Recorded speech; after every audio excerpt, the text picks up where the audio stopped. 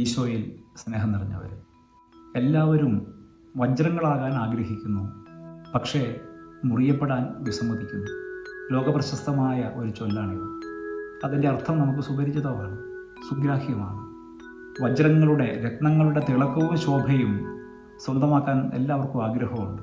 പക്ഷേ ഈ തിളക്കമുള്ള, ശോഭയുള്ള വജ്രങ്ങൾ എങ്ങനെയാണ് രൂപാന്തരപ്പെട്ടതെന്ന് ചിന്തിക്കാൻ ആർക്കും താല്പര്യമില്ല. ഭൂമിയുടെ അടിയിൽ നിന്നും, ആഴങ്ങളിൽ നിന്നും കുഴിച്ചെടുക്കപ്പെടുന്നതാണ് വജ്രങ്ങൾ. ശിലാഖണ്ഡങ്ങളാണ്, കൽക്കഷ്ണങ്ങളാണ്. അവയെ ശ്രദ്ധാപൂർവം മുറിച്ച് ഉരകലിൽ ഉരച്ച് അതിനുള്ളിൽ മറഞ്ഞിരിക്കുന്ന പ്രകാശത്തെ, ശോഭയെ പുറത്തേക്ക് കൊണ്ടുവരുമ്പോഴാണ് അത് വജ്രവും രത്നവും ഒക്കെയായി മാറുന്നത്, ആളുകളെ ആകർഷിക്കുന്നത്, അമൂല്യമായിട്ട് തീരുന്നത്.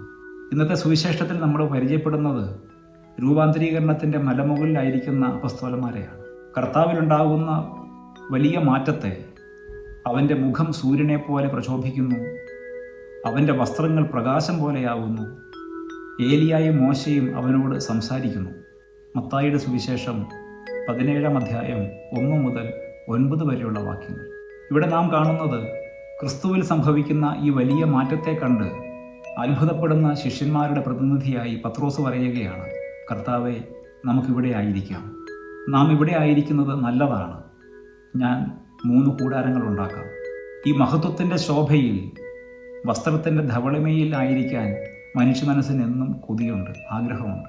പക്ഷെ എപ്രകാരമാണ് ക്രിസ്തു ഈ മഹത്വത്തിലേക്ക്, ഈ പ്രഭയിലേക്ക് നടന്നെടുത്തത് എന്ന് ലൂക്കായുടെ സുവിശേഷം 9-ാം അധ്യായം 31-ാമത്തെ വാക്യത്തിലുണ്ട്.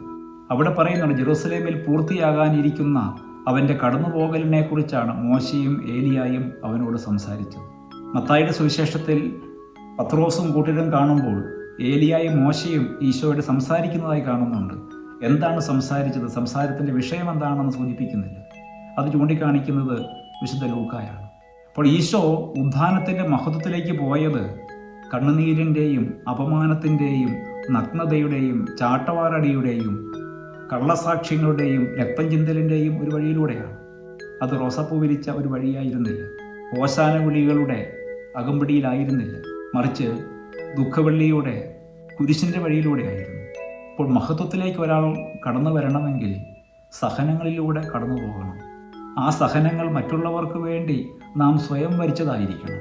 ഒരു സ്വയംവരം പോലെ സന്തോഷത്തോടെ, ആനന്ദത്തോടെ നാം വരിക്കേണ്ട സഹനങ്ങളാണ് നമ്മളെ മഹത്വത്തിലേക്ക് നയിക്കുന്നത് എന്ന് ഇന്നത്തെ ഈ സുവിശേഷം നമുക്ക് ഉറപ്പു തരുന്നുണ്ട്. ഈശോയ്ക്ക് ലഭ്യമായ ഈ മഹത്വത്തെ കണ്ട് ആനന്ദിക്കുന്ന ശിഷ്യന്മാർ ഈ ലോകത്തിലെ നമ്മുടെ എല്ലാം പ്രതിനിധികളാണ്.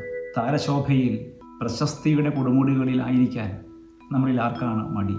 നമുക്ക് ലഭിക്കാതെ പോയ പ്രശംസകളെക്കുറിച്ചും പുകഴ്ത്തുകളെക്കുറിച്ചുമൊക്കെയാണല്ലോ പലപ്പോഴും നാം അസ്വസ്ഥരാകുന്നതും ആകുലപ്പെടുന്നതുമൊക്കെ.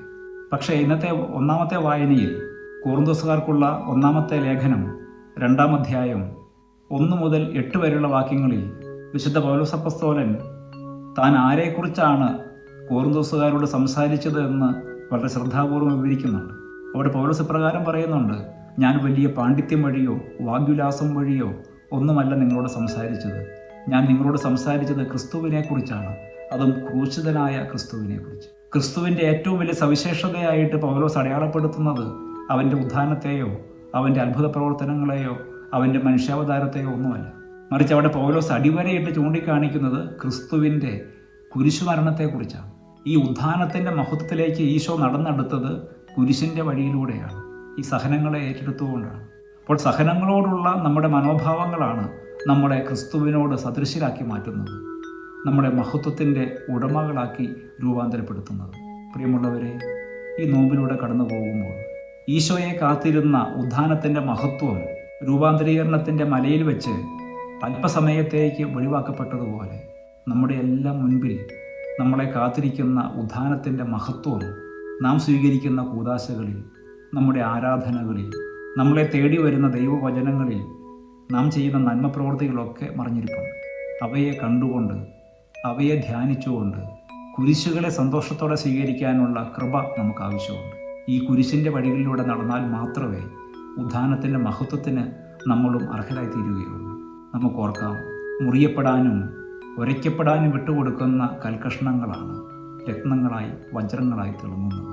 സഹനങ്ങളിലൂടെ സന്തോഷത്തോടെ കടന്നു പോകുന്നവർ ഉദ്ധാനത്തിൻ്റെ മഹത്വത്തിൽ ആനന്ദിക്കും, മറ്റുള്ളവർക്ക് പ്രകാശം പകരും. ദൈവം നമ്മെ സമൃദ്ധമായിട്ട് അനുഗ്രഹിക്കട്ടെ.